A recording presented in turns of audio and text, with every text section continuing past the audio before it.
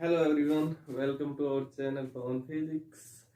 आज हम डिस्कस करेंगे हम मोशन के बारे में स्टडी करेंगे। चार्ज पार्टिकल का हमें कैसा मोशन देखने को मिलता है in uniform electric field and in uniform magnetic field. तो सबसे पहले हम डिस्कस करेंगे, जब आप किसी चार्ज पार्टिकल को यूनिफॉर्म इलेक्ट्रिक फील्ड में छोड़ देते हो या हम कहीं किसी चार्ज पार्टिकल के ऊपर यूनिफॉर्म इलेक्ट्रिक फील्ड अप्लाई कर देते हैं, तो उस टाइम पे हमें उसका मोशन कैसा दिखाई देता है।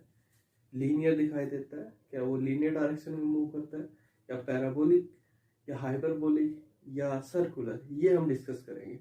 फिर इसे नेक्स्ट सेम ऐसे ही हम motion of charge particle discuss करेंगे इन यूनिफॉर्म मैग्नेटिक फील्ड।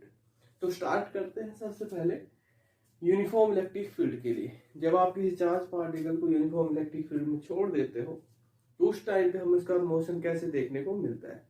जैसे समझिए, ये आपके पास कोई चार्ज पार्टिकल है, इसके ऊपर क्यू चार्ज प्रेजेंट है और हमने ये इसको स्टार्टिंग में ऐसे छोड़ दिया। फिलहाल टाइम यहाँ पर कोई मैग्नेटिक फील्ड नहीं है, तो ये कैसे जाएगा, बिल्कुल लीनियर जाएगा, बिल्कुल सीधा जाएगा। अगर यहाँ पर कोई एक्सटर्नल मैग्नेटिक फील्ड नहीं है, उस टाइम पे इसकी जो डायरेक्शन होगी वो कैसी होगी, बिल्कुल स्ट्रेट होगी, स्ट्रेट लाइन में ये जाएगा, लीनियर पाथ को ये फॉलो करेगा। अब मान लीजिए यही चार्ज पार्टिकल जिसकी स्टार्टिंग में वेलोसिटी जीरो है, यहाँ पर इसकी वेलोसिटी जीरो है, और जब हम यहाँ पर इसको ऐसे छोड़ते हैं तो यहाँ पर हमने इसके अगेंस्ट इलेक्ट्रिक फील्ड अप्लाई कर दी। यहाँ पर सबसे पहले हम केस ले लेते हैं कि हमने इलेक्ट्रिक फील्ड जो अप्लाई किया है वो इसके परपेंडिकुलर अप्लाई कर दिया। जैसे ये यहाँ पर ऐसे आ रहा है, इस डायरेक्शन में मूव कर रहा था और हमने इलेक्ट्रिक फील्ड ऐसे मूव कर दिया इसके परपेंडिकुलर। तब क्या उस केस में ये चार्ज पार्टिकल बिल्कुल ऐसे ही जाएगा जैसे पहले जा रहा था, या कुछ ये अपने पास से डिस्ट्रैक्ट होगा। जैसे ये ऐसे जा रहा था, इलेक्ट्रिक फील्ड जब हम इसके अगेंस्ट परपेंडिकुलर अप्लाई कर देते हैं इधर की डायरेक्शन से या इधर की डायरेक्शन में, तो क्या ये थोड़ा बहुत ऐसे होगा, कैसे होगा, ये हमें देखना है। तो देखिए, डिस्टेंस लेकर के चलते हैं। ये मान लीजिए आपके पास कोई चार्ज पार्टिकल था स्टार्टिंग में, यहाँ पे ले लेते हैं। ये आपके पास कोई चार्ज पार्टिकल है जिसके ऊपर चार्ज जो प्रेजेंट है वो क्यू चार्ज प्रेजेंट है। स्टार्टिंग में इसकी वेलोसिटी जीरो थी, इनिशियल जो इसकी वेलोसिटी है वो जीरो है। Initial velocity of charge particle is zero, और चार्ज जो हम लेकर के चल रहे हैं चार्ज पार्टिकल के ऊपर, वो हम कितना लेकर के चल रहे हैं, क्यू लेकर के चल रहे हैं। तो यहां से जब हमने इस चार्ज पार्टिकल को यहां से ऐसे छोड़ दिया, ऐसे छोड़ा, तो हमने यहाँ पर यूनिफॉर्म इलेक्ट्रिक फील्ड अप्लाई किया इसके परपेंडिकुलर, कुछ इस टाइप से। यहाँ पर आपने यूनिफॉर्म इलेक्ट्रिक फील्ड अप्लाई कर दिया। यूनिफॉर्म मतलब इलेक्ट्रिक फील्ड वेरी नहीं कर रहा है, हर जगह पे उसकी इलेक्ट्रिक फील्ड की वैल्यू सेम है, कांस्टेंट है। तो हमने बी टेस्ला जो है वो इलेक्ट्रिक फील्ड यहाँ पर अप्लाई कर दिया इन दैट डायरेक्शन। तो पहले जब हमने यहाँ पर इलेक्ट्रिक फील्ड अप्लाई नहीं किया था तो उस टाइम पे ये बिल्कुल स्ट्रेट आ रहा था, सीधा आ रहा था। लेकिन जब हम इसके ऊपर ये इलेक्ट्रिक फील्ड अप्लाई कर देते हैं जिस टाइम पे, उस टाइम पे स्ट्रेट न आकर के पैराबोलिक पाथ को फॉलो करता है। उस टाइम पे स्ट्रेट न आकर के पैराबोलिक पाथ को फॉलो करता है, कुछ इस टाइप से। और यही चीज हमें दिखानी है कि ये पैराबोलिक पाथ को कैसे फॉलो करता है। तो इसके लिए हम इक्वेशन ड्राइव करके दिखाएंगे। पैराबोलिक पाथ की हमारे पास इक्वेशन आएगी, उस बेस पे हम ये कह सकते हैं, जब हम किसी चार्ज पार्टिकल को यूनिफॉर्म इलेक्ट्रिक फील्ड में रखते हैं और वहां पर इलेक्ट्रिक फील्ड अगर उसके परपेंडिकुलर है, तो वहां पर आपको जो मोशन जो देखने को मिलेगा चार्ज पार्टिकल का, वो लीनियर न देख करके आपको कैसा देखने को मिलेगा, पैराबोलिक आपको देखने को मिलेगा। सेम ऐसे ही हम केस करेंगे, अगर जिस डायरेक्शन में मैग्नेटिक फील्ड है जिस डायरेक्शन में इलेक्ट्रिक फील्ड, अभी हम इलेक्ट्रिक फील्ड की बात कर रहे हैं, मैग्नेटिक फील्ड की बात नहीं कर रहे। मैग्नेटिक फील्ड का भी हम डिस्कस करेंगे, अभी हम इलेक्ट्रिक फील्ड की बात कर रहे हैं। तो यहाँ पर हमने जो इलेक्ट्रिक फील्ड अप्लाई किया है वो ई इलेक्ट्रिक फील्ड हमने अप्लाई किया है, ओके, न्यूटन पर कूलम्ब यहाँ पर कांस्टेंट है। तो जब हम किसी चार्ज पार्टिकल को यहाँ पर इलेक्ट्रिक फील्ड के अंदर छोड़ देते हैं, जहां पर इलेक्ट्रिक फील्ड जो उसके परपेंडिकुलर है, उस केस में हमें चार्ज पार्टिकल का जो पाथ जो देखने को मिलता है वो हमें पैराबोलिक शेप में देखने को मिलता है। ये हम सबसे पहले इक्वेशन के थ्रू प्रूव करेंगे, फिर आगे हम इसको डिस्कस करेंगे।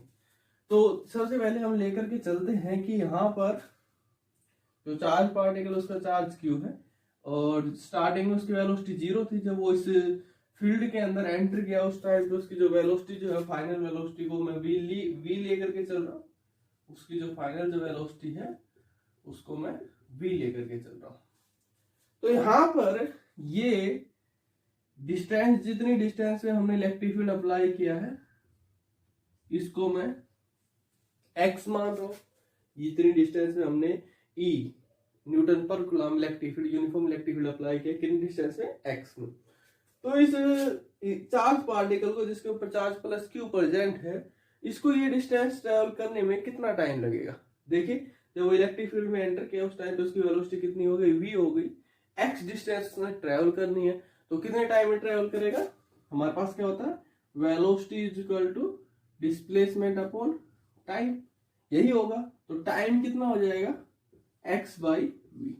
ये सारी चीजें हम क्यों फाइंड आउट कर रहे हैं, क्योंकि हम यहाँ पर इक्वेशन जो निकालेंगे हमें ये वहां पर सब कुछ इसकी जरूरत पड़ेगी।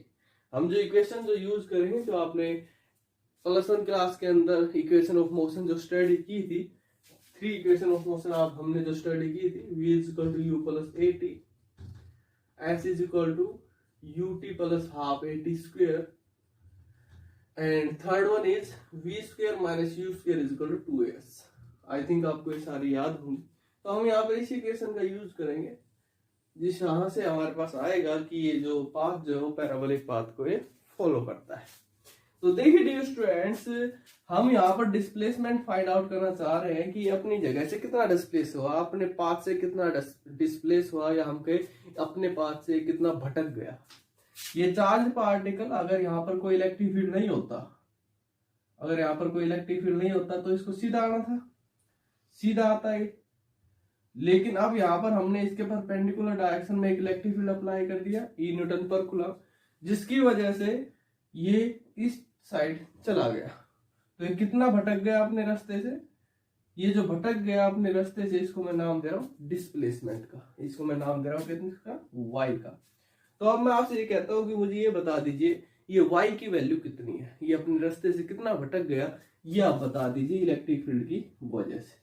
बस यही वैल्यू जब आप फाइंड आउट करोगे तो ऑटोमेटिकली वो हमारे पास पैराबोलिक इक्वेशन आ जाएगी। तो कैसे फाइंड आउट करेंगे डियर स्टूडेंट्स, हमें डिस्प्लेसमेंट फाइंड आउट करना है। तो डिस्प्लेसमेंट के लिए हम इक्वेशन यूज करेंगे v is equal to U T plus half A T square. तो डिस्प्लेसमेंट में यहाँ पर मान करके चल रहा हूँ y, इनिशियल वेलोसिटी जो है वो 0 है, t जो है वो मेरे पास x बाई v है, simple. Time is equal to displacement upon time. Displacement हमारे पास ये वाला x ट्रेवल करना है कितनी वेलोसिटी से, v वेलोसिटी से, तो t is equal to x by v। अब बच गया a और निकाल लो। तो a हम कैसे निकालेंगे डियर स्टूडेंट्स, तो ध्यान से देखिए। एक यहाँ पर फोर्स लग रहा है, कौन सा, इलेक्ट्रिक फोर्स, इस इलेक्ट्रिक फील्ड की वजह से। इलेक्ट्रिक फील्ड की वजह से फोर्स लगता है हमारे पास किसी चार्ज पार्टिकल पे, कितना लगता है, F is equal to QE। जिस डायरेक्शन में इलेक्ट्रिक फील्ड होता है उसी डायरेक्शन में इलेक्ट्रिक फोर्स होता है, या हम जिस डायरेक्शन में इलेक्ट्रिक फोर्स होता है उसी डायरेक्शन में इलेक्ट्रिक फील्ड होता है। ये हम फर्स्ट चैप्टर में अच्छे से पढ़ चुके हैं। तो ये एक फोर्स तो इधर लग रहा है in the direction of electric field, और एक फोर्स जो है वो इसके मास या हम वेलोसिटी की वजह से कहे, वो भी तो है एक फोर्स जिसकी वजह से मूव कर रहा है। जो आपने +1 के अंदर, जहाँ सिंपल वर्ड्स में कहे आपने +1 में जो आपने पढ़ रखा है फिजिकल टू m में, एक फोर्स ये भी तो लग रहा है। इस चार्ज पार्टिकल का कुछ मास है, किस वेलोसिटी से मूव कर रहा है, तो एक्सेलरेट हो रहा है, तो एक फोर्स यहाँ पर ये लग रहा है। इक्विलिब्रियम सिचुएशन में हम इन दोनों फोर्सेस को इक्वल लिख सकते हैं, जैसा कि हम लास्ट जितने भी हमारे पास और आर्टिकल में करते आ रहे सेम वैसे ही। तो यहाँ पर इक्विलिब्रियम पोजीशन में अगर मैं इन दोनों को इक्वल लिखूंगा तो मेरे पास क्या आ जाएगा, ma is equal to QE। तो a मेरे पास कितना आ जाएगा, QE by m, where Q is the charge of the charge particle, E is the applied electric field strength, and m is the mass of the charge particle। तो हमारे पास a की value भी आ गई QE by m। तो यहाँ पर सारी value put करके सोल्व कीजिए, आपके पास क्या एक्सप्रेशन आ जाएगी, डिस्प्लेसमेंट इज इक्वल टू, ये वाला डिस्प्लेसमेंट हम फाइंड आउट कर रहे हैं, y is equal to u0 plus half a q e by m into t, t कितना है एक्स बाई वी और इसका स्क्वायर। तो ये हमारे पास क्या आ जाएगा dear students, y is equal to half q e by m x square upon v square. या इस इक्वेशन को मैं कैसे लिख सकता हूं, x square is equal to 2m v square upon q e into v y. अब जरा इस इक्वेशन को ध्यान से देखिए डियर स्टूडेंट्स, 2 जो है वो मेरे पास कांस्टेंट क्वांटिटी है, m is the mass of charge particle, ये भी कांस्टेंट है। जैसे यहाँ पर मैं चार्ज पार्टिकल कह देता प्रोटॉन है, तो प्रोटॉन का mass constant same 1.6 into 10⁻⁻27 kilogram. या मैं कह देता इलेक्ट्रॉन है, तो इलेक्ट्रॉन का मास भी same 9.1 into 10⁻31 kilogram. Q charge of the charge particle, ये भी कांस्टेंट रहता है। अगर प्रोटॉन है तो उसका चार्ज आपके पास कितना होगा, प्लस के 1.6 इंटू 10⁻19 कूलम। अगर इलेक्ट्रॉन है तो इलेक्ट्रॉन का कितना होगा चार्ज, माइनस के 1.6 इंटू 10⁻19 कूलम। यही होगा। ये भी कांस्टेंट, ये भी कांस्टेंट, ये भी कांस्टेंट। हमने इलेक्ट्रिक फील्ड जो अप्लाई किया वो भी कांस्टेंट अप्लाई किया, यूनिफॉर्म इलेक्ट्रिक फील्ड। यूनिफॉर्म मतलब कांस्टेंट, हर जगह सेम है। ये भी कांस्टेंट, ये भी कांस्टेंट, ये भी कांस्टेंट और वी भी कांस्टेंट। सेम वेलोसिटी के साथ तो मूव कर रहा है इलेक्ट्रिक फील्ड के अंदर, तो ये सारी चीजें कांस्टेंट, ये भी कांस्टेंट। तो इन सब की जगह मैं एक नाम दे दूं, इन सबको कांस्टेंट का नाम दे दूं। तो यहाँ पर मैं क्या लिख सकता हूँ, x square is equal to some constant. इनको सोल्व करने के बाद जो भी आएगा आपके पास, कोई कांस्टेंट आएगा, के नाम दे रहा हूं, इनटू वाई। ओके, जैसे आपके पास प्रोटॉन है और प्रोटॉन जो है वो इस यूनिफॉर्म इलेक्ट्रिक फील्ड के अंदर 5 मीटर पर सेकेंड वेलोसिटी चल रहा है। यूनिफॉर्म इलेक्ट्रिक फील्ड की जो वैल्यू है वो हमारे पास 5 न्यूटन पर कूलम है। तो यहाँ पर जब आप इन सबको सोल्व करोगे तो आपके पास एक कांस्टेंट क्वांटिटी आएगी। तो अब इस इक्वेशन को जरा ध्यान से देखिए। मैथ वाले स्टूडेंट शायद आसानी से पहचान गए होंगे, बायो वाले पहचान गए होंगे, 10th क्लास में आपको थोड़ा बहुत आइडिया जरूर होगा। तो ये इक्वेशन जो होती है हमारे पास, वो किसके लिए होती है dear students, y is equal to y square is equal to k x, या हम ये भी लिख सकते हैं x square is equal to k y. X और वाई हमारे पास दोनों वेरिएबल होते हैं, तो जिस भी शेप में आप जिस भी फॉर्म में लिखना चाहो, तो ये इक्वेशन जो होती है हमारे पास डियर स्टूडेंट्स किसके लिए होती है, पैराबोला के लिए होती है। तो ये हमारे पास एक इक्वेशन आ गई, पैराबोलिक इक्वेशन हमारे पास आ जाती है। तो इस बेसिस पे हम कह सकते हैं कि यहाँ पर कोई चार्ज पार्टिकल जब यूनिफॉर्म इलेक्ट्रिक फील्ड में मूव कर रहा होता है, उस टाइम पे वो पैराबोलिक पाथ को शो करता है। तो ये हमने जो दिखाया था पैराबोलिक पाथ, अब ये यहाँ से प्रूव भी हो जाता है कि ये पैराबोलिक पाथ को शो कर रहा है। ओके,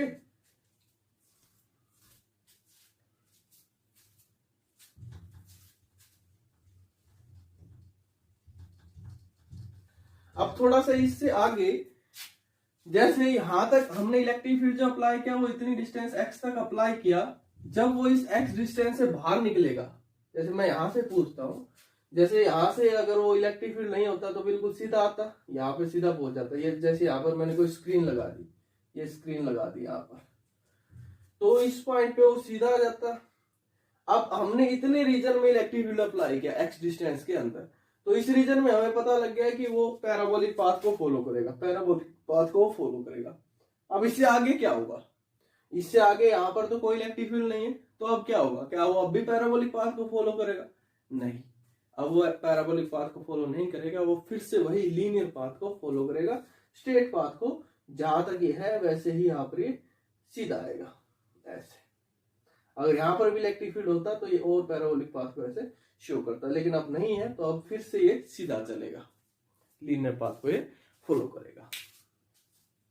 ओके डियर स्टूडेंट्स, अब ये तो बात हो गई जब इलेक्ट्रिक फील्ड हमने परपेंडिकुलर डायरेक्शन में अप्लाई किया था उस केस के लिए। अब मान लीजिए मैं आपसे पूछता हूं, या मैं कहता हूं कि यहां पर हमने इलेक्ट्रिक फील्ड उसी डायरेक्शन में अप्लाई कर रखा है जिस डायरेक्शन में चार्ज पार्टिकल मूव कर रहा है, या हम कहें हमने चार्ज पार्टिकल को उसी डायरेक्शन में छोड़ दिया जिस डायरेक्शन में इलेक्ट्रिक फील्ड अप्लाई कर रखा है। तो उस केस में क्या होगा डियर स्टूडेंट्स, जैसे मैं आपसे सिंपल ये कहता हूं कि यहाँ पर आपके पास जो चार्ज पार्टिकल जो मूव कर रहा था वो ऐसे मूव कर रहा था डाउनवर्ड डायरेक्शन, इस टाइप से।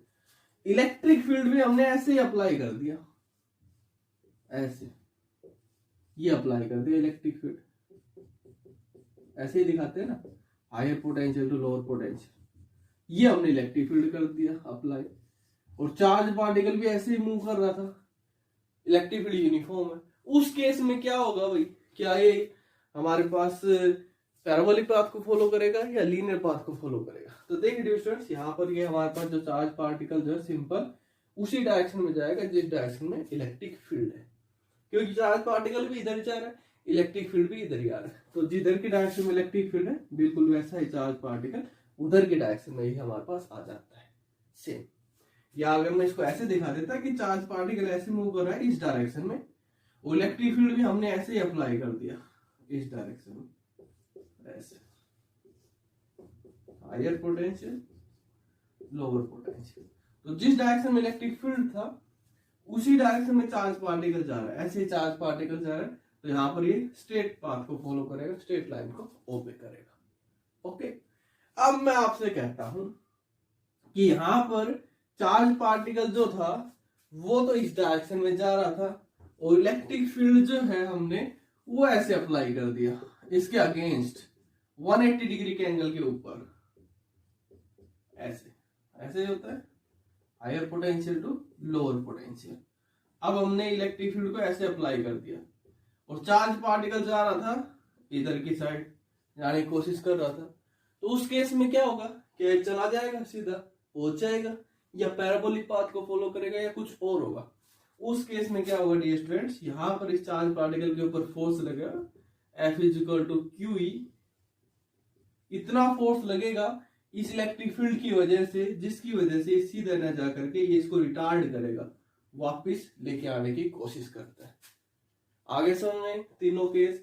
अगर थीटा 0 डिग्री है, जिस डायरेक्शन में इलेक्ट्रिक फील्ड है उसी डायरेक्शन में चार्ज पार्टिकल है, उस केस में वो सीधा सीधा जिस डायरेक्शन में इलेक्ट्रिक फील्ड है उसी डायरेक्शन में फ्लो करेगा। अगर थीटा वहां पर 90 डिग्री है दोनों के बीच में, उस टाइम पे वो पैराबोलिक पाथ को फॉलो करेगा। और अगर थीटा 180 डिग्री है इलेक्ट्रिक फील्ड और मोशन ऑफ चार्ज पार्टिकल के बीच में, जिस डायरेक्शन चार्ज पार्टिकल मूव कर रहा है और जिस डायरेक्शन में इलेक्ट्रिक फील्ड आपने अप्लाई किया है, अगर थीटा वहां पर 180 डिग्री है, उस टाइम पे वहां पर चार्ज पार्टिकल जो है वो रिटार्ड हो जाएगा, वहां से रिटार्डेशन वहां पर आपको देखने को मिलेगा। मतलब वो उसको वापस उसी डायरेक्शन में लेके जाने की कोशिश करेगा इलेक्ट्रिक फील्ड। अब जो हम डिस्कस करेंगे वो हम मैग्नेटिक फील्ड के बारे में डिस्कस करेंगे। जब आप किसी चार्ज पार्टिकल को यूनिफॉर्म मैग्नेटिक फील्ड में रख देते हो, उस टाइम पे हमें उसका कैसा मोशन देखने को मिलता है, कैसा मूवमेंट देखने को मिलता है, क्या लीनियर देखने को मिलेगा या पैराबोलिक या कुछ और। तो चलिए अब देखते हैं।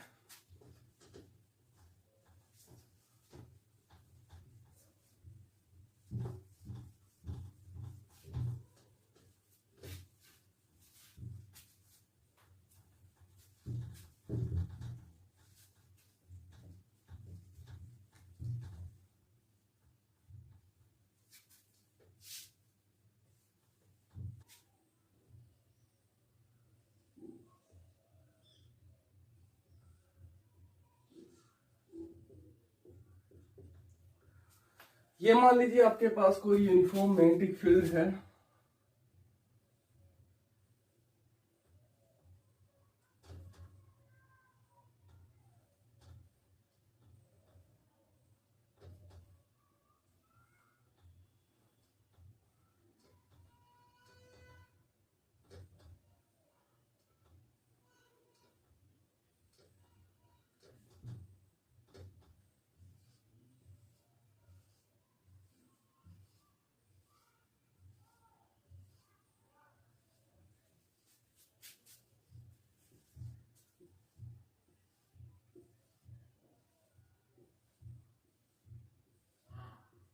या आपके पास कोई यूनिफॉर्म मैग्नेटिक फील्ड है जिसकी स्ट्रेंथ जो है वो बी टेस्ला है।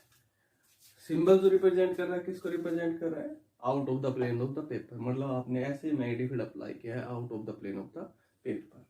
अब यहां पर हमने कोई चार्ज पार्टिकल बिल्कुल इसके परपेंडिकुलर डायरेक्शन में, इस चीज का ध्यान रखना, बिल्कुल इसके परपेंडिकुलर डायरेक्शन में यहाँ पर छोड़ दिया कुछ इस टाइप से, ऐसे, ये उसकी वेलोसिटी v। इस चीज को समझिए जरा। ये आपके पास कोई मैग्नेटिक फील्ड था, हमने यहाँ पर इसके बिल्कुल परपेंडिकुलर डायरेक्शन में कोई चार्ज पार्टिकल जो है ऐसे इसके बिल्कुल परपेंडिकुलर डायरेक्शन में वो मूव कर रहा है v वेलोसिटी के साथ। तो अब यहाँ पर दोनों में एंगल जो है वो 90 डिग्री का है। तो अब मैं आपसे पूछूं कि यहाँ पर जो इसके ऊपर फोर्स जो लगेगा वो किस डायरेक्शन में लगेगा, तो ये आप दो चीजों से बता सकते हैं, तो डीएल क्रॉस आर या फ्लेमिंग लेफ्ट हैंड रूल का भी यूज करके आप बता सकते हो। तो दोनों से अगर हम देखते हैं, जैसे यहाँ से आप देखते हो ये हमारे पास अलोंग जो मैग्नेटिक फील्ड जो है हमारे पास अलोंग प्लस के जेड एक्सिस, मतलब प्लस के जेड एक्सिस मतलब प्लस के, ये जो है अलोंग प्लस के एक्स एक्सिस मतलब प्लस के आई, तो के क्रॉस आई हमारे पास क्या होता है माइनस के जे। तो यहाँ पर जो फोर्स जो लग रहा है इस चार्ज पार्टिकल के ऊपर वो किधर की डायरेक्शन में लग रहा है, माइनस के जे अलोंग वाई एक्सिस, नीचे की साइड।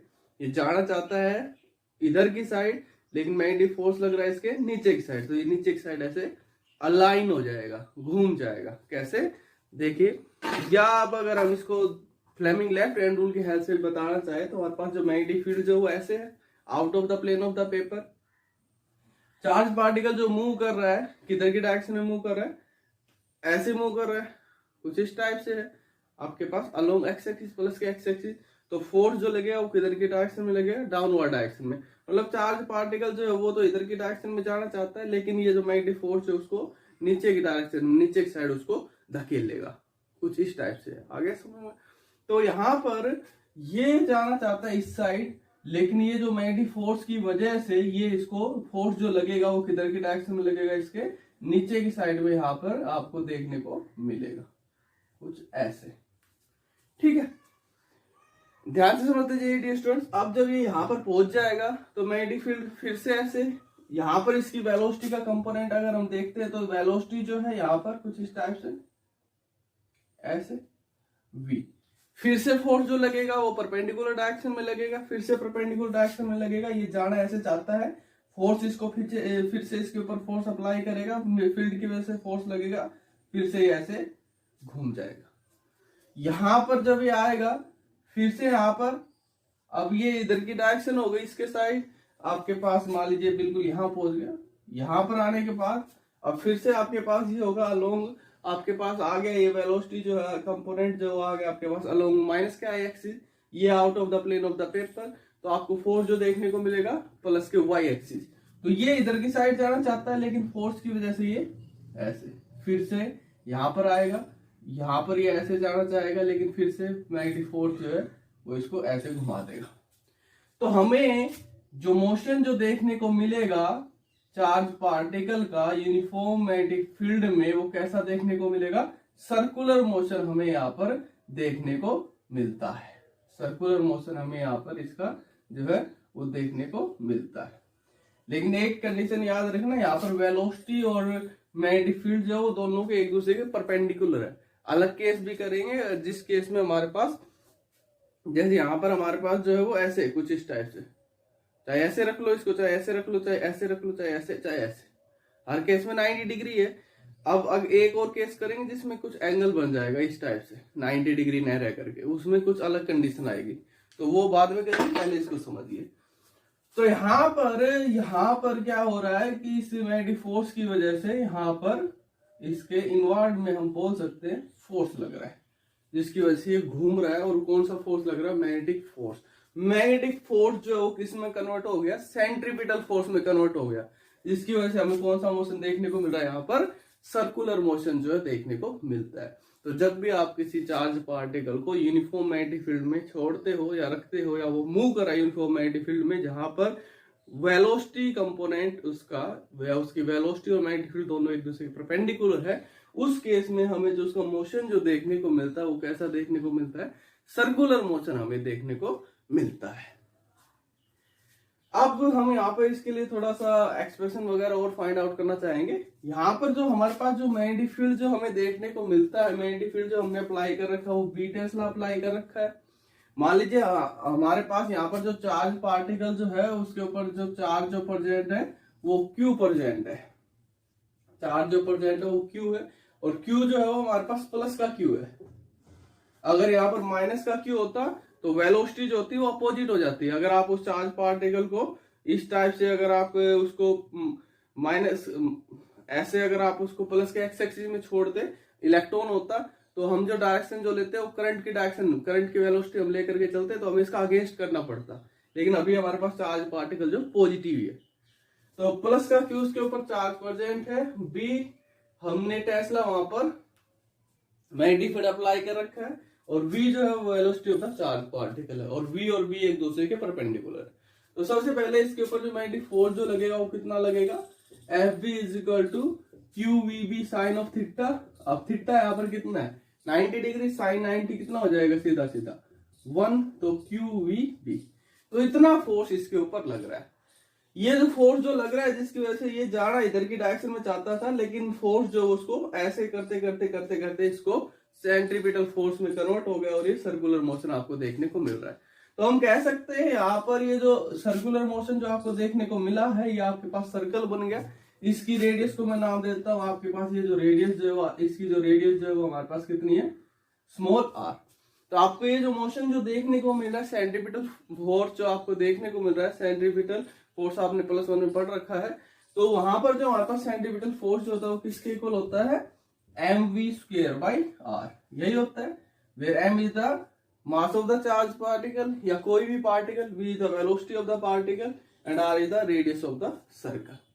तो यहाँ पर m जो है वो मास ऑफ द पार्टिकल है, उस केस में v वेलोसिटी के साथ ये मूव कर रहा है, r रेडियस का सर्कल बन गया, सर्कुलर मोशन में r रेडियस यहाँ पर देखने को मिले। तो उस टाइम पे यहाँ पर जो फोर्स जो है हम कह सकते हैं कि यही मैग्नेटिक फोर्स जो है वो सेंट्रीपिटल फोर्स में कन्वर्ट हो रहा है।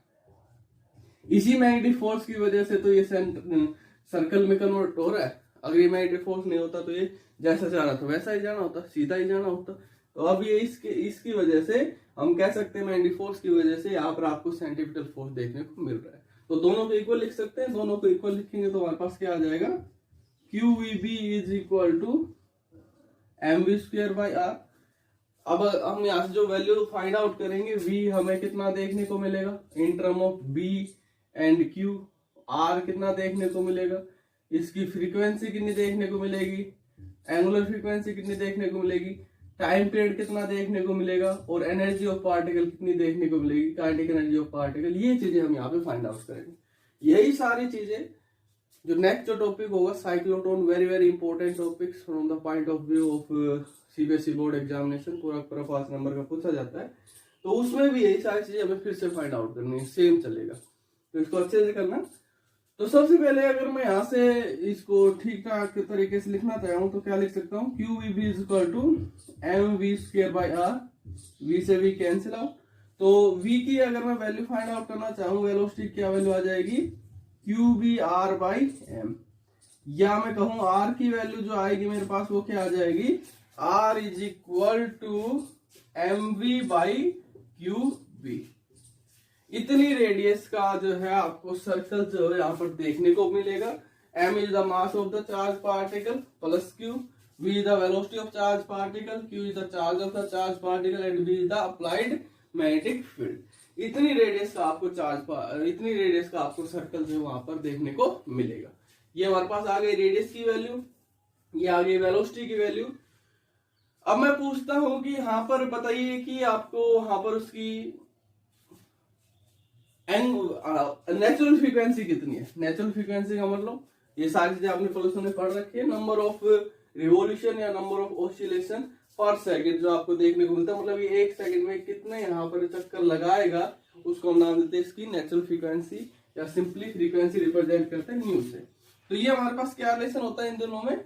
सबसे पहले वो फाइंड आउट करने के लिए हम एंगुलर फ्रीक्वेंसी फाइंड आउट करेंगे, क्योंकि हमें एंगुलर फ्रीक्वेंसी, वेलोसिटी और रेडियस ऑफ सर्कल के बीच में हमें रिलेशन पता है। क्या रिलेशन होता है हमारे पास, v is equal to r omega, यही होता है। ये सारी चीजें आप +1 में पढ़ चुके हो, अगर नहीं पढ़ रखी है तो एक बार रिवाइज कर लेना इन सभी को। टॉर्क के अंदर जो टॉर्क का जो चैप्टर वहां पर सब कुछ आपको मिल जाएगा। तो यहां से अगर मैं ओमेगा की एंगुलर फ्रीक्वेंसी की वैल्यू निकालना चाहूँ, एंगुलर फ्रीक्वेंसी की वैल्यू निकाल करके फिर मैं नेचुरल फ्रीक्वेंसी की वैल्यू निकाल सकता हूँ। ये वैल्यू फाइंड आउट करके फिर मैं टाइम पीरियड भी निकाल सकता हूँ कि कितने टाइम में वो एक सर्कल जो कंप्लीट कर रहा है, और ये सब फाइंड आउट करके फिर हम एनर्जी फाइंड आउट कर सकते हैं। तो बारी बार से फाइंड आउट करते देखिए डियर स्टूडेंट्स।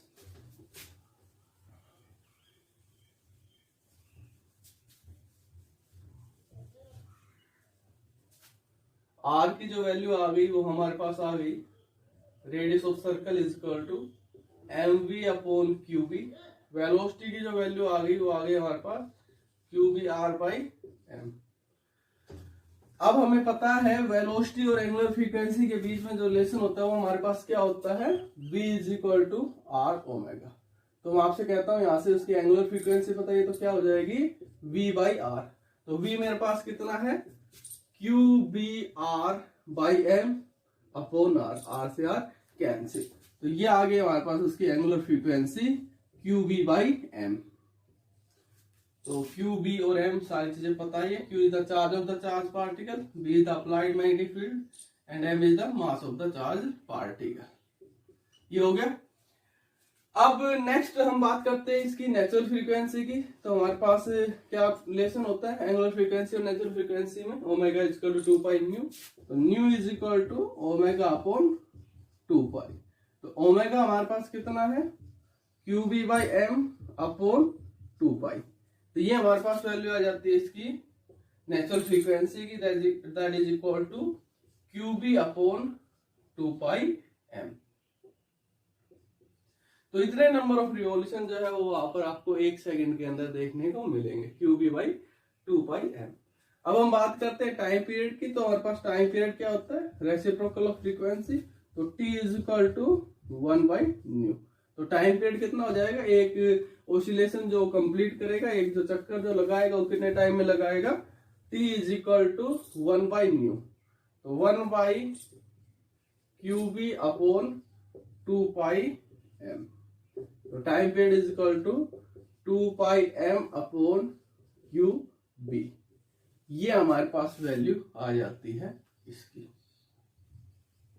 अब डियर स्टूडेंट जरा इन फॉर्मूलाज को ध्यान से देखिए, टाइम पीरियड और फ्रीक्वेंसी के फॉर्मूला को। यहां पर हम क्या देख रहे हैं कि टाइम पीरियड जो है उसका, चाहे आपके पास कोई 50 मीटर पर सेकंड से ट्रेवल कर रहा हो कोई चार्ज पार्टिकल, चाहे वो 100 मीटर पर सेकंड से ट्रेवल कर रहा हो, चाहे वो 10⁻³ मीटर पर सेकंड से ट्रेवल कर रहा हो, कितनी भी स्पीड से वो ट्रेवल कर रहा हो, टाइम पीरियड जो रहेगा वो सबका इक्वल रहेगा। टाइम पीरियड जो रहेगा उस चार्ज पार्टिकल के लिए, इन सभी केसेस के लिए इक्वल रहेगा। मान लीजिए आपके पास कोई प्रोटॉन है, प्रोटॉन चार्ज पार्टिकल है, चाहे वो 50 मीटर पर सेकंड से ट्रेवल कर रहा हो, चाहे 100 से, चाहे 10⁻³ मीटर पर सेकंड से, टाइम पीरियड जो उसका सेम रहेगा। उतने ही टाइम में वो वापस यहाँ पर पहुंच जाएगा जहां से उसने चलना शुरू किया था वहां पर। यहाँ पे उसकी नेचुरल फ्रीक्वेंसी कांस्टेंट रहेगी। मतलब क्या है मीनिंग, इसका मीनिंग क्या है डियर स्टूडेंट्स, यहाँ पर हमारे पास जो टाइम पीरियड जो है और जो हमारे पास फ्रीक्वेंसी जो है वो हमारे पास उसकी रेडियस और वेलोसिटी पे डिपेंड ही नहीं करती है। मतलब कहने का जितने वहां पर वो जितनी ज्यादा वेलोसिटी से वो चलेगा, कभी आप ये सोचे जितनी ज्यादा वेलोसिटी से वो चलेगा उतनी जल्दी वो वापस आ जाएगा घूम करके उसी जगह पे, या जल्दी जल्दी वो रिवॉल्यूशन कंप्लीट करेगा, ऐसा नहीं है। जितनी ज्यादा वो वेलोसिटी से मूव करेगा उतना ही उसका सर्कल भी बड़ा हो जाएगा। जितनी ज्यादा वेलोसिटी से वो मूव करेगा उतना इसका सर्कल और बड़ा हो जाएगा। तो जितना ज्यादा सर्कल बड़ा हो जाएगा उतनी उसकी रेडियस बड़ी हो जाएगी। जितनी ज्यादा रेडियस होगी उतना इसको टाइम भी वहां पर आपको जो है इक्वल हो जाएगा, पहले के बराबर ही। तो इसलिए हम कह रहे हैं कि टाइम पीरियड जो है उस चार्ज पार्टिकल के लिए सेम रहता है, चाहे वो कितनी वेलोसिटी से मूव कर रहा हो, क्योंकि जितनी ज्यादा उसकी वहां पर वेलोसिटी होगी उतना ही वहां पर उसका सेंटर जो का उसका सर्कल का जो रेडियस जो होगा उतना ही और ज्यादा होता चला जाता है। अब बात कर लेते हैं काइनेटिक एनर्जी की। यहाँ पर हमें पता है कि जो एनर्जी जो है मेनली हम क्लासिफाई करते हैं काइनेटिक एनर्जी और पोटेंशियल एनर्जी में। Kinetic energy which is possessed due to its motion and potential energy due to its configuration, shape, size, height. तो यहाँ पर ये चार्ज पार्टिकल मूव कर रहा है मोशन में किसी वेलोसिटी v के साथ, तो हमें यहाँ पर इसकी काइनेटिक एनर्जी देखने को मिलेगी। तो कितनी काइनेटिक एनर्जी देखने को मिलेगी वो और देखिए डियर स्टूडेंट्स, इसको भी साइड में रख लीजिए। T is equal to 2πm/qv। तो हमारे पास सिंपल जो फॉर्मूला होता है काइनेटिक एनर्जी का वो क्या होता है, kinetic energy is equal to half mv²। तो जो भी चार्ज पार्टिकल आपके पास, जैसे प्रोटॉन है, प्रोटॉन का मास पुट कीजिए, जितनी वेलोसिटी से वो मूव कर रहा है उसकी वेलोसिटी पुट कीजिए, ये हमारे पास काइनेटिक एनर्जी आ जाएगी इन term of m and v। अगर इसको r की टर्म में रखना चाहते हैं तो r की टर्म में रख सकते हो। तो kinetic energy is equal to half m, v की वैल्यू क्या है हमारे पास in term of v, sorry in term of r, qvr/m। तो इसका स्क्वायर करोगे q² b² r²/m²। तो kinetic energy of charge particle is equal to half q² b² r²/m। ये आ जाता है in term of radius magnetic field. ये था हमारे पास सीधा सीधा वेलोसिटी और मास के टर्म में। तो जो भी आपको क्वेश्चन न्यूमेरिकल में गिवन हो उसके अकॉर्डिंग आप वैल्यू पुट कीजिए और सोल्व कीजिए, अपने आप आपके पास आंसर आ जाएगा। ओके डियर स्टूडेंट्स, ज्यादा समझ में आया। अब ये तो केस था जब हमारे पास चार्ज पार्टिकल जो था, जो मूव जो कर रहा था, उसकी वेलोसिटी जो थी वो मैग्नेटिक फील्ड के बिल्कुल परपेंडिकुलर थी। अब मान लीजिए वो परपेंडिकुलर ना होकर के वहां पर उसका कुछ एंगल बन रहा है। एंगल बनने से पहले चलो एक और केस ले लेते हैं बिल्कुल स्ट्रेट का। जैसे मान लीजिए ये हमारे पास इधर की डायरेक्शन में मैग्नेटिक फील्ड है, ऐसे v टेस्ला। जैसे मैग्नेटिक फील्ड का क्या मतलब होता है, यहाँ पर आपके पास कोई मैग्नेट होती है, जैसे ये इधर नॉर्थ पोल है, यहाँ पर कोई और मैग्नेट होती है, ये इसका साउथ पोल है। तो मैग्नेटिक फील्ड की direction north pole to south पोल।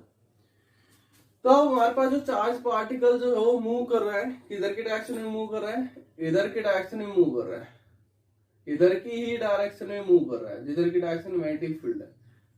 तब उस टाइम पे हमें वहां पर कैसी ट्रेजेक्टरी देखने को मिलेगी या कैसा उसका पाथ देखने को मिलेगा।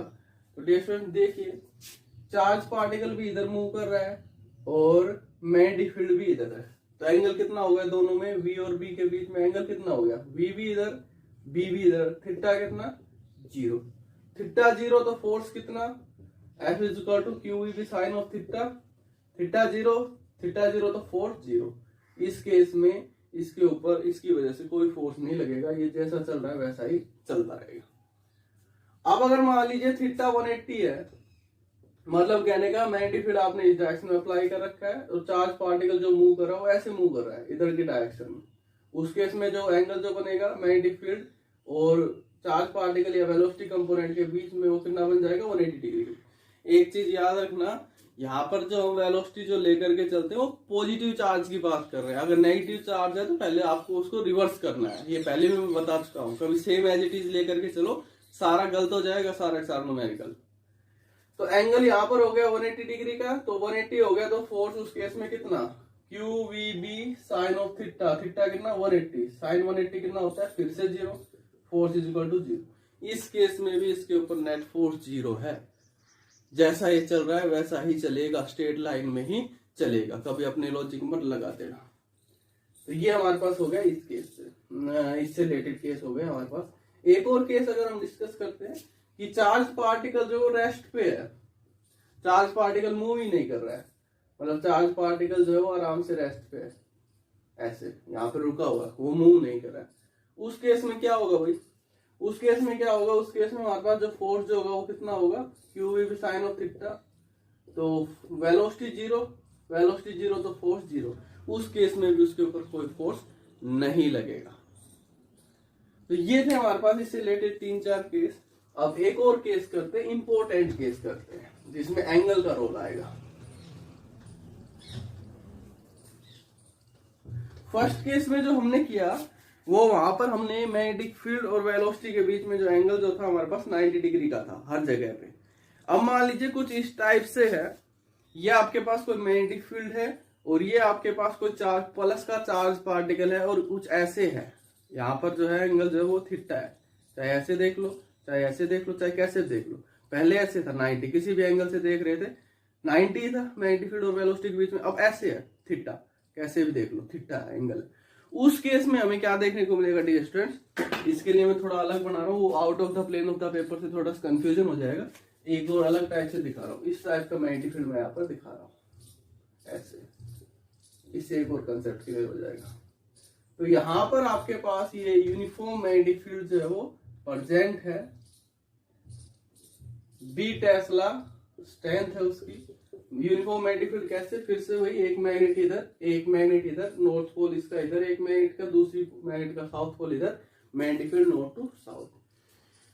अब चार्ज पार्टिकल जो है ध्यान से समझिए, हमने क्या कहा है, चार्ज पार्टिकल का कुछ एंगल बन रहा है मैग्नेटिक फील्ड के साथ। एंगल जो बन रहा है वो 90 डिग्री नहीं है, मतलब मैग्नेटिक फील्ड इधर की डायरेक्शन में है और जो चार्ज पार्टिकल जो वो इधर की डायरेक्शन में मूव कर रहा है वी वेलोसिटी के साथ।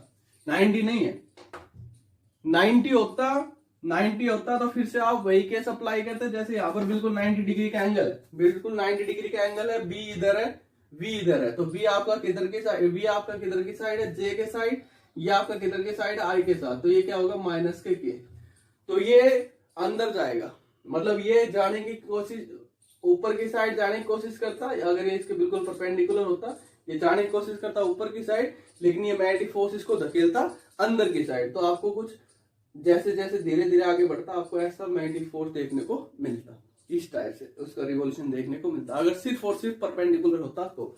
अब ये परपेंडिकुलर नहीं है, अब यहाँ पर इसका एंगल कुछ बन रहा है लेस देन 90 डिग्री है, उस केस में हमें कैसा मोशन देखने को मिलेगा। इंपॉर्टेंट आर्टिकल है स्टूडेंट, देखिए इससे रिलेटेड इस एग्जाम में क्वेश्चन भी आया हुआ था।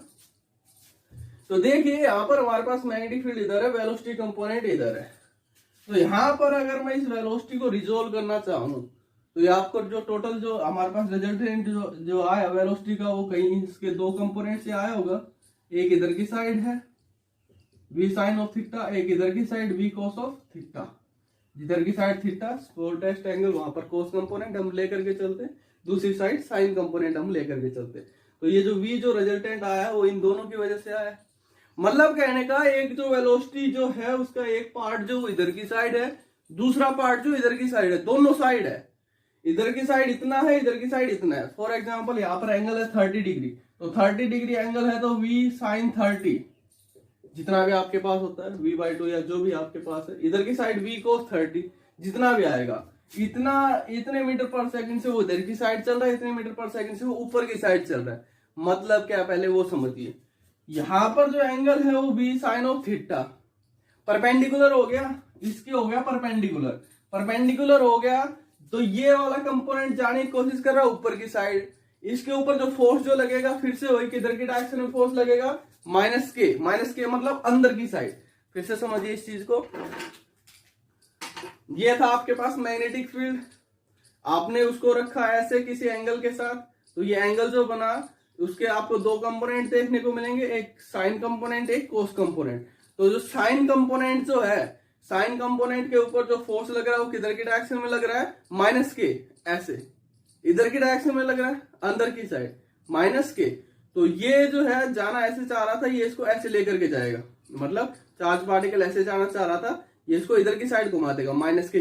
जब ये यहाँ आ जाएगा तो फिर से वही सिचुएशन प्लस के। तो ऐसे ये इसका जो आपको जो देखने को मिलेगा वो सर्कुलर मोशन हमें इसकी वजह से देखने को मिलेगा, कौन से कंपोनेंट की वजह से, साइन कंपोनेंट की वजह से। अब कोस कंपोनेंट की वजह से क्या होगा, अब यहाँ पर देखिए कोस कंपोनेंट जो है वो इसके बिल्कुल पैरेलल, मतलब यहाँ पर जो थीटा है वो 0 डिग्री है, ये तो 90 पे हो गया, यहाँ पर थीटा हो गया 0, कोस 0 कितना 1, तो यहाँ पर इनके बीच में जो एंगल जो हो गया वो 0 हो गया। तो यहाँ पर ये जो चार्ज पार्टिकल जो मूव करेगा लीनियर डायरेक्शन में बिल्कुल सीधा जाएगा, यहाँ पर सर्कुलर मोशन शो नहीं करेगा। ये वाला कंपोनेंट जो है इसको कहेगा तू सीधा चल, ये अब इन चीजों को समझिए, ये वाला कंपोनेंट कहेगा चार्ज पार्टिकल से तू सीधा चल, ये वाला कंपोनेंट कहेगा चार्ज पार्टिकल से तू ऊपर चल। अब इस चार्ज पार्टिकल पे इस वाले कंपोनेंट पे जो मैग्नेटिक फील्ड लग रहा है वो कह रहा है तू सर्कल में चल, इधर की साइड माइनस जेड से प्लस की जेड। इस चार्ज पार्टिकल का ये वाला जो कंपोनेंट जो सीधा चल रहा है उससे ये मैग्नेटिक फील्ड कहेगा तू मेरे साथ ही चल, तो ये तो इसको इसके साथ ही लेकर के जाएगा, v cos थीटा जो है वो मैग्नेटिक फील्ड के साथ ही जाएगा। लेकिन ये वाला जो है साइन कंपोनेंट जो इसके 90 डिग्री के एंगल पे है, ये चार्ज पार्टिकल ऊपर जाना चाह रहा है, लेकिन वो उसको किधर की साइड लेकर के जाएगा, सर्कुलर मोशन में लेकर के जाना चाहेगा।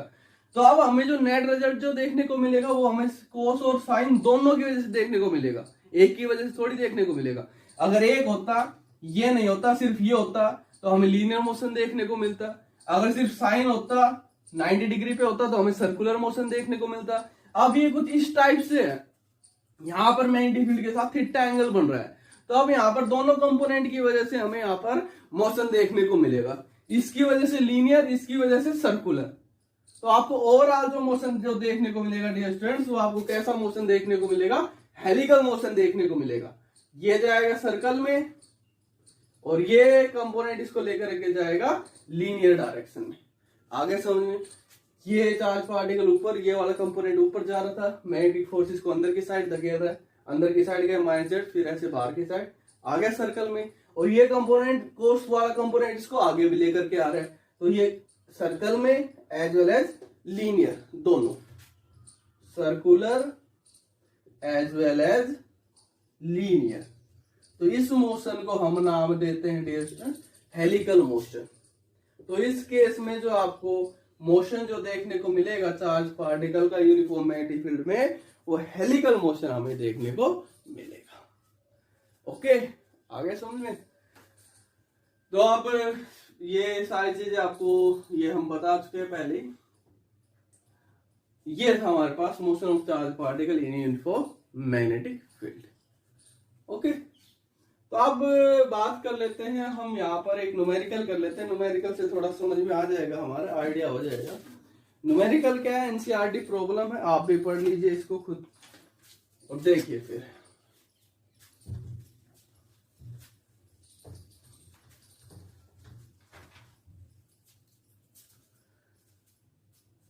न्यूमेरिकल है, what is the radius of the path of an electron. Electron है, अब ये आपको रेडियस बतानी है इलेक्ट्रॉन के पाथ के लिए, जो मूव कर रहा है किसी वेलोसिटी के साथ। वेलोसिटी कितनी है, 3 × 10⁻⁷ मीटर पर सेकेंड। इतनी वेलोसिटी के साथ वो मूव कर रहा है in a magnetic field of 6 gauss. Magnetic field जो गिवन है वो कितना है, 6 गोल्स, यानी कि एसआई सिस्टम में कन्वर्ट करेंगे तो 6 × 10⁻⁴ टेस्ला। इतने किसी मैग्नेटिक फील्ड में वो इलेक्ट्रॉन जो है मूव कर रहा है इतनी वेलोसिटी के साथ। परपेंडिकुलर टू इट, वेलोसिटी जो है या जो इलेक्ट्रॉन जो मूव कर रहा है, जैसे मैग्नेटिक फील्ड इधर है और इलेक्ट्रॉन जो मूव कर रहा है वो ऐसे मूव कर रहा है परपेंडिकुलर टू इट। डायरेक्शन नहीं दिया है तो डायरेक्शन हमें बताने की जरूरत नहीं है। अगर डायरेक्शन दे भी देता कि मैग्नेटिक फील्ड जो है वो अलोंग नॉर्थ टू साउथ है, वो जो मूव कर रहा है charge particle east to west है, तो इस एंगल 90 डिग्री का हो जाता, तो उस केस में हम बता भी सकते थे सर्कल जो बनता वो कैसे बनता, किस प्लेन में बनता। ये आप खुद से भी ट्राई करके देखिए सारी चीजें। तो अब आपने बताना है what is the frequency. Frequency की वैल्यू निकालनी है ऑफ चार्ज पार्टिकल, और एनर्जी निकालनी, काइनेटिक एनर्जी किसमें निकालनी है, किलो इलेक्ट्रॉन वोल्ट में। आपने किसमें निकालनी है, किलो इलेक्ट्रॉन वोल्ट में। गिवन क्या क्या है वो और देख लीजिए। आपको मास ऑफ इलेक्ट्रॉन गिवन है 9.1 होता है वैसे तो, इसने सिंपली 9 दिया है, कैलकुलेशन इजी हो जाएगी। 9 × 10⁻31 किलोग्राम। चार्ज ऑफ इलेक्ट्रॉन है -1.6 × 10⁻19 कूलम। और 1 इलेक्ट्रॉन वोल्ट जो है, 1 इलेक्ट्रॉन वोल्ट जो हमारे पास इक्वल होता है 1.6 × 10⁻19 जूल। इतना हमारे पास होता है, ये गिवन है। ये आगे भी आएगा नेक्स्ट चैप्टर में, लेकिन अभी से इसका आइडिया हो जाएगा। तो अगर मैं कहूँ यहाँ से 1 जूल हमारे पास किसके इक्वल हो जाएगा, 1/1.6 × 10⁻19 इलेक्ट्रॉन वोल्ट, यही हो जाएगा। या 10/16 × 10⁻19 इलेक्ट्रॉन वोल्ट, या 1 जूल इज इक्वल टू, इसको अगर थोड़ा सा सोल्व कर लेते हैं, 5/8 एज इट लिख लेते हैं, कटेगा तो काट देंगे, इलेक्ट्रॉन वोल्ट। तो अब देखिए सबसे पहले फ्रीक्वेंसी देखिए, सबसे पहले फ्रीक्वेंसी का फॉर्मूला हमारे पास ये रहा, इस फॉर्मूले से बात बन जाएगी, बढ़ जाएगी आराम से। Nu is equal to q B upon 2πm। तो क्यू आपको गिवन है, बी भी गिवन है, सारे सिस्टम को सबसे पहले सभी को एसआई यूनिट्स में कन्वर्ट कीजिए, सारे सारे एसआई में। 2 की वैल्यू पता है, पाई की वैल्यू पता है, मास भी गिवन है, वैल्यू पुट कीजिए, सोल्व कीजिए, आपके पास जो भी आएगी वो हमारे पास हो जाएगी इसकी फ्रीक्वेंसी। यूनिट क्या होती है, पर सेकेंड या हर्ट्ज हो जाएगा। नेक्स्ट पार्ट बताना आपने energy, kinetic energy. Kinetic energy ये रही हमारे पास, kinetic energy is equal to half Q square B square R square upon M. तो क्यू भी गिवन है, बी भी गिवन है, एम भी गिवन है, आर नहीं है, आर नहीं है तो इस फॉर्मूले को छोड़ देते हैं, वी तो गिवन है, इसका यूज कर लेते हैं सीधा सीधा, हाफ एम बी स्क्वायर। तो एम भी गिवन है, वी भी गिवन है, तो इस फॉर्मूले से हमारे पास क्या आ जाएगा, kinetic energy is equal to kinetic energy of charge particle या electron is equal to half M जो है हमारे पास 10⁻31 9 × 10⁻31 किलोग्राम। वेलोसिटी जो है कितनी है, 3 × 10⁻7 और इसका स्क्वायर। इसको सोल्व करोगे जो भी आपके पास वैल्यू आएगी वो हमारे पास आएगी जूल में। ओके, आपने खुद करना है। जूल में आने के बाद आपने उसको क्या करना है, मल्टीप्लाई कर देना, आपके पास जो भी वैल्यू आएगी 5/8 × 10⁻19 से। ये हमारे पास जो वैल्यू आएगी वो किस में आएगी, इलेक्ट्रॉन वोल्ट में आएगी। ये हमारे पास वैल्यू किस में आएगी, इलेक्ट्रॉन वोल्ट में आएगी। फिर उसको क्या करना आपने 10⁻3 से मल्टीप्लाई 10⁻3 से डिवाइड करना है। तो आपके पास जो भी आएगा वो किसके अंदर आ जाएगा। अगर मैं इस 10⁻3 को यहाँ से हटा देता हूँ तो इसको मैं क्या लिख सकता हूँ, ये जो भी आएगा आपके पास 1/10⁻3 किलो इलेक्ट्रॉन वोल्ट। तो ये हमारे पास आंसर हो जाएगा किलो इलेक्ट्रॉन वोल्ट के अंदर। तो ऐसे आपने इसको करना है खुद। डियर स्टूडेंट्स, अब जरा होमवर्क सुन लीजिए जो आपको करना है ध्यान से।